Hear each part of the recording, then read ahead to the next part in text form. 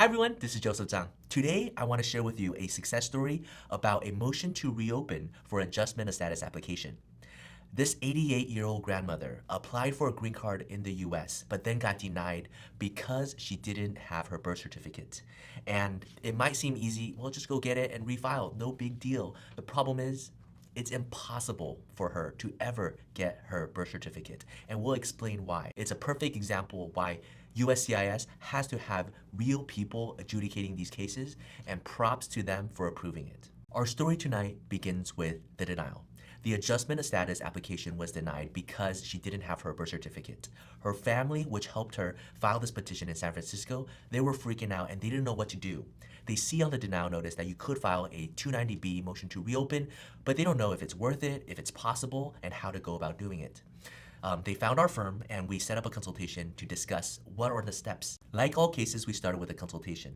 When we found out that she couldn't get her birth certificate because she was born in the 1930s, wasn't born in a hospital, after she was born, during World War II, she relocated to Hong Kong, got a permanent residency in Hong Kong, never returned back to Shanghai where she was born, lost connection with the family members that were there, and that's the reason why she couldn't get the birth certificate in now 2020 in order to apply for adjustment of status application in the US. It was a very sympathetic story. Now, I totally get why USCIS rejected the original application. When we saw the original adjustment of status application, as well as the request for evidence response, they simply explained that it was really difficult to get this birth certificate, nearly impossible. But it doesn't really show why or how and what effort they went to get it. And USCIS can't just adjudicate and approve every case because some people couldn't get a certain documentation. So, during the strategy session, we explained exactly what it will take to apply for this motion to reopen. We show them the form, we show them the attorney brief, we show them the good faith effort they really need to go to try to reopen this case and try to get an approval. In their original applications, they thought they provided enough explanation as to why they couldn't get this birth certificate. Well, obviously, that wasn't enough.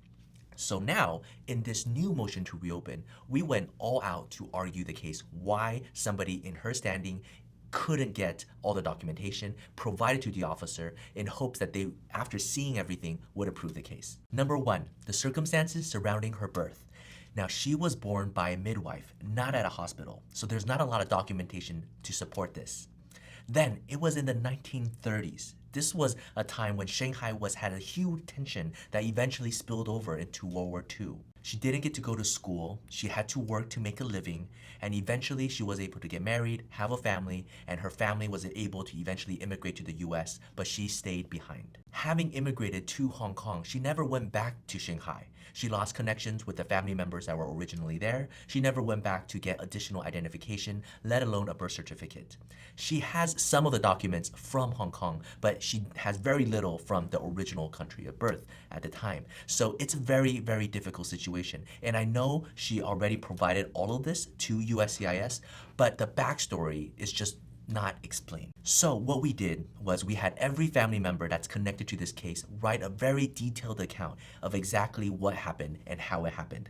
I know these personal affidavit stories are not the first thing that the officers want to see, but since this is a very unique situation, we want to tell the story. And we want to tell the story from the perspective of every single person involved, from her children in the US who immigrated over, from herself, and from her friends and family back in Hong Kong. Besides the personal story, we also made it like a history lesson. We documented exactly what was going on in 1930s and 40s and 50s, all the way to the present, and exactly what situation was going on in the world. It was a very detailed history lesson. We try to make it fun, try to make it interesting, but it also explains it's really, really hard to go back to 1930s to try to get this birth certificate. Part two, we explained to the officer the alternatives. She's an 88-year-old grandmother. If she was to go back to Hong Kong or to China, in the future, getting another tourist visa or getting an immigrant visa and coming back to the US might be several years from now, and she might not be alive then. And so explaining it might just make sense for her to stay in the US illegally just to be reunited to the family, because it's nearly impossible for her to get the birth certificate. There's a pandemic raging on right now, and it just wouldn't make sense. And even if she does do that, she could file for a waiver. There's an extreme hardship on the family for her to be separated from them. It would cause extreme grief for all the families in the US because they have to part with this 88-year-old grandmother.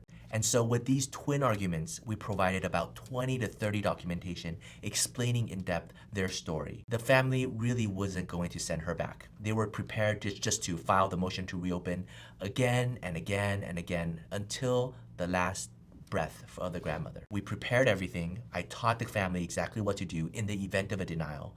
But luckily, within a few months, the case was actually reopened, and then the approval came in the mail. They were super happy. It was an immense joy for the entire family. They couldn't believe it, and it brought a lot of joy for us as well. So the takeaway I hope you get from this is that every case is adjudicated by a real officer that is a human being. It's not just some assembly line stamping cases, approval, denial. And the thing is, when you prepare a case well and you're able to really explain your heart and your goals and the circumstances surrounding your case and why you cannot have a certain documentation that you need that is a requirement, these officers do understand, they do read it, and they can approve the case. So don't lose hope. We're constantly putting out more stories like this, so if you like it, please subscribe.